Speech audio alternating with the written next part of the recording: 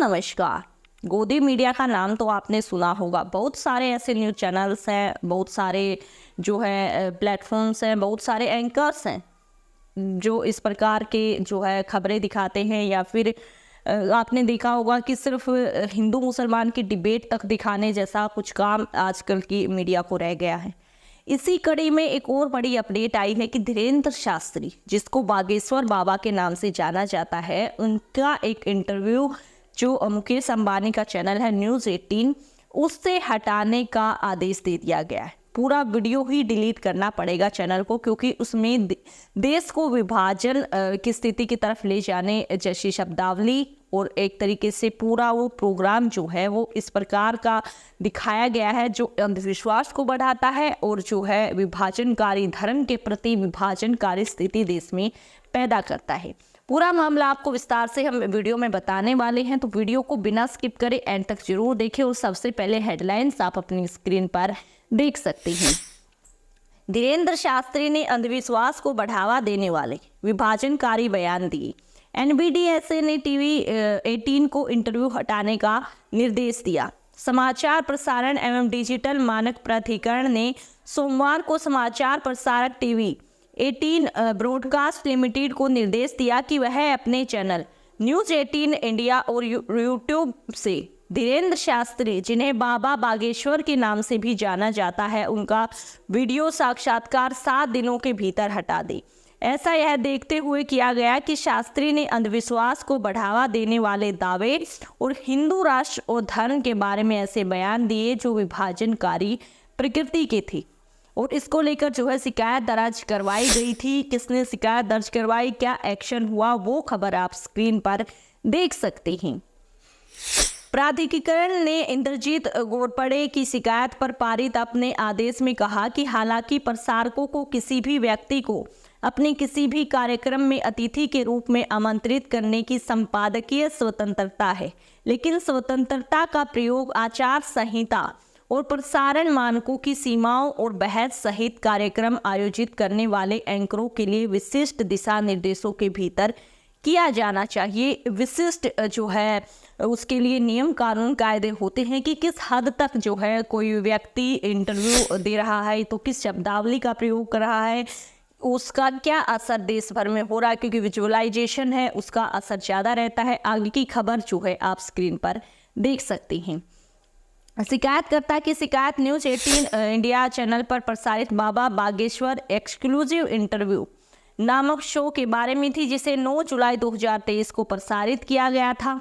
पक्षों की सुनवाई के बाद इसने कहा कि इस मामले में प्रसारणकर्ता द्वारा आमंत्रित किए गए बाबा के प्रसारण के दौरान कई दावे किए जो अंधविश्वास को पूरे तरीके से जो है बढ़ावा दे रहे थे। जी हाँ, और इसी के तहत अब बाबा बागेश्वर का जो ये एक्सक्लूसिव इंटरव्यू शो था उसको बैन कर दिया गया। न केवल बैन कर दिया गया, खबर देखिए आप स्क्रीन पर। धार्मिक विद्वेष को बढ़ावा देने वाले एनबीडीएसए ने न्यूज़ 18 को धीरेन्द्र शास्त्री का इंटरव्यू हटाने का निर्देश दे दिया है। जी हाँ, पूरे तरीके से इसको हटाने का दिशा निर्देश दे दिया। दोस्तों, ऐसा पहली बार नहीं हो रहा है कि इस प्रकार के हेट स्पीचेस या अंधविश्वास के चलते जो है वीडियोज हटाई जा रही है या फिर न्यूज़ एंकर्स पर या फिर न्यूज़ चैनल्स पर जुर्माना लगाया जा रहा है। ऐसी चीज़ें पिछले कुछ 2-3 सालों से कुछ ज़्यादा ही जो है सामने आ रही हैं। इसको लेकर सुप्रीम कोर्ट भी काफ़ी सख्त टिप्पणी कर चुका है। अगर कुछ पहले यानी कि 2023 की बात करें तो उस समय काफ़ी सख्त टिप्पणी जो है सुप्रीम कोर्ट के द्वारा इन न्यूज चैनल्स इस प्रकार के शोज और एंकर्स के लिए किया गया था। देख सकते हैं वो खबर आप स्क्रीन पर। सुनवाई के दौरान जस्टिस जोसेफ ने कहा था कि वे इसे सनसनीखेज बनाते हैं। विजुअल के कारण आप समाज में विभाजन पैदा करते हैं। न्यूज़पेपर की तुलना में विजुअल मीडियम ज़्यादा लोगों को प्रभावित करता है। हमारे दर्शक क्या वे ऐसे कंटेंट को देखने के लिए पूरी तरह से मैच्योर हैं? जस्टिस जोसेफ ने न्यूज़ ब्रॉडकास्टर्स और डिजिटल एसोसिएशन का प्रतिनिधित्व करने वाले वकील से पूछा, अगर टीवी कार्यक्रम के एंकर की समस्या का हिस्सा है तो क्या किया जा सकता है? एनबीएसए को पक्षपात नहीं करना चाहिए। आपने कितनी बार जो है एंकर्स को हटाया है? इस प्रकार का सवाल जो है सुप्रीम कोर्ट ने पूछ लिया। और क्योंकि ये जायज़ भी है, क्योंकि इस प्रकार के शोज ऐसा नहीं है दोस्तों कि जुर्माना नहीं लगता या फिर डिलीट नहीं करवाए जाते, लेकिन उससे रुकते नहीं हैं। इस प्रकार के शोज ऐसे ही चलाए जाते हैं। उसके बाद लाइव एंड लो की खबर आप देख सकते हैं स्क्रीन पर, और 2023 की ये खबर है दोस्तों। लाइव एंड लो के अनुसार उन्होंने आगे कहा कि एक लाइव प्रोग्राम में कार्यक्रम की निष्पक्षता की चाबी एंकर के पास होती है। यदि एंकर निष्पक्ष नहीं है, एंकर किसी पक्ष को प्रोजेक्ट करना चाहेगा तो वह दूसरे पक्ष को म्यूट कर देगा, किसी एक पक्ष पर सवाल नहीं उठाएगा। यह पक्षपात का प्रतीक है। मीडिया के लोगों को यह सीखना चाहिए, देखना होगा कि वे बड़ी ताकत की स्थिति पर कब्जा कर रहे हैं और वे जो कर रहे हैं, कह रहे हैं, वह पूरे देश को प्रभावित करता है।